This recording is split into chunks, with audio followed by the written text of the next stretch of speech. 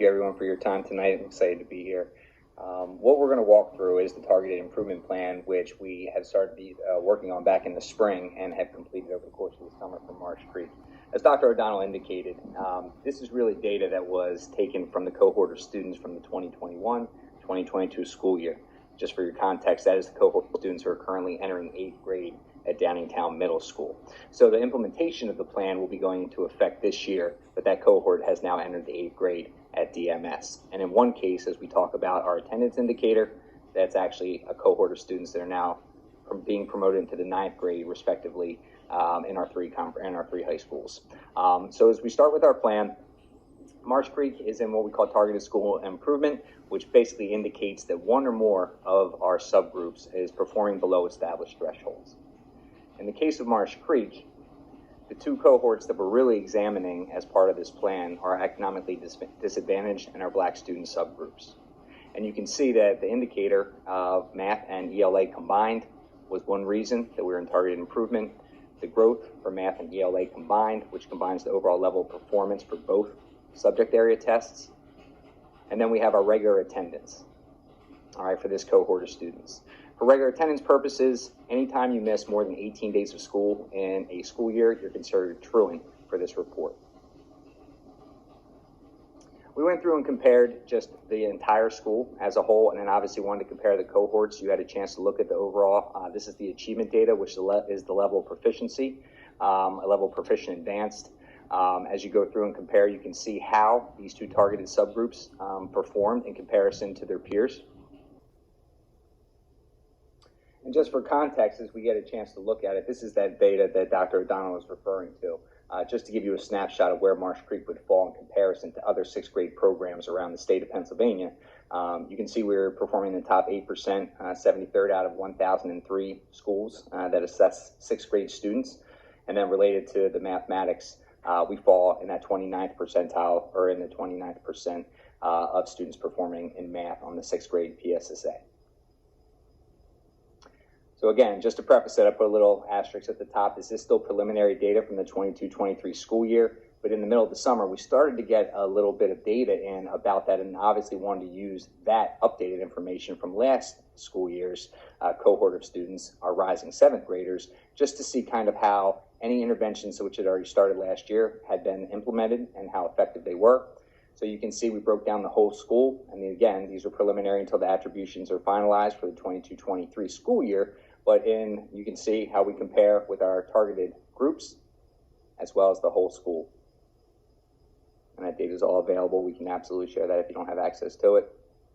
But there's some exciting things there as well. Now the regular attendance one, this is the outlier for us. This is considered a lagging data indicator. So this is actually students from the 2020-21 school year. So that was a rough school year for attendance purposes for a lot of different schools for a lot of different reasons. But again, for context, this is the cohort of students that are now going to the STEM Academy, to Downingtown East, to Downingtown West High School. And you can see the statewide average for attendance that year was at 82%, 82.2%. Our overall attendance data was 84.5%. And then you can see the number of students that are both identified in the economically disadvantaged cohort of students and our Black student cohort, and where their performance was as far as their attendance data.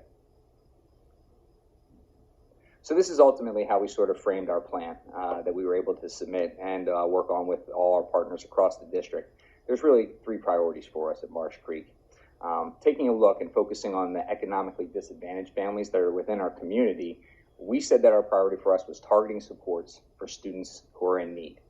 And I feel like across the district, that's a priority in every single one of our buildings. All right, making sure that our students and our families have access to all that they need in order to be successful is the first, I think, in trying to see these numbers elevate to where I think they should be and where they.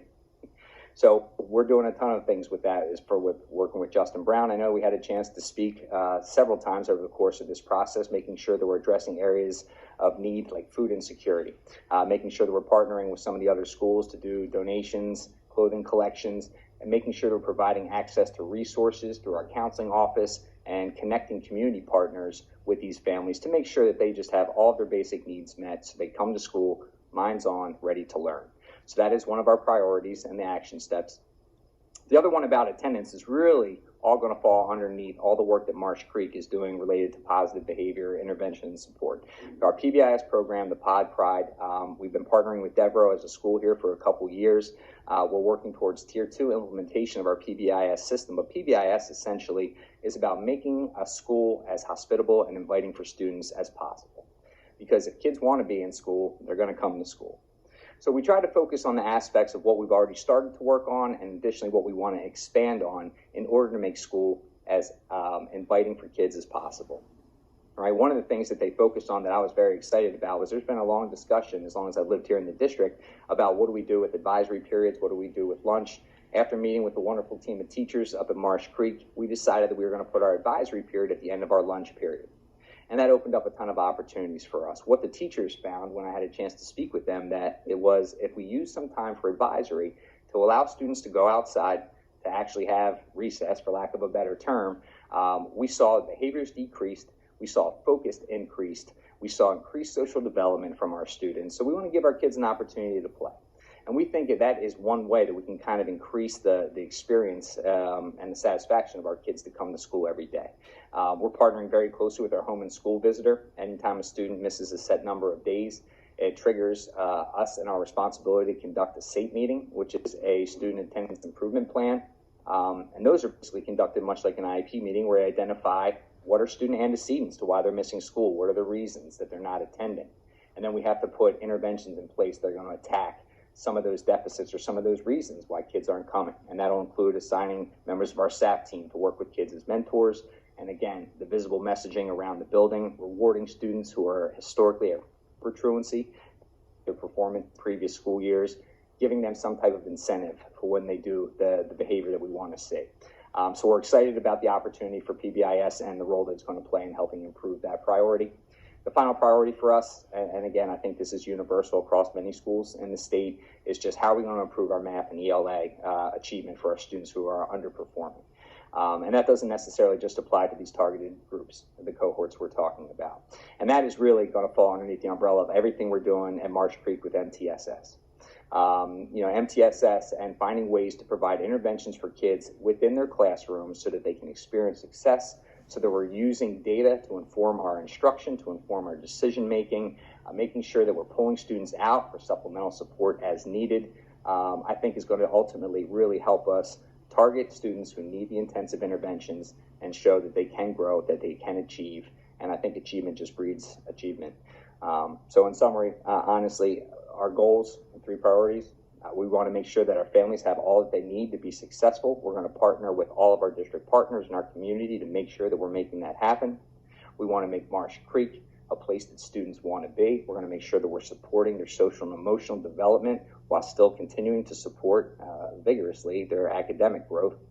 And then finally, we really want to utilize our MTSS process and our system to try to increase ways to target supports for students that need them, all while we're trying to improve instruction for the cohort of students that are coming to us next year. So with that,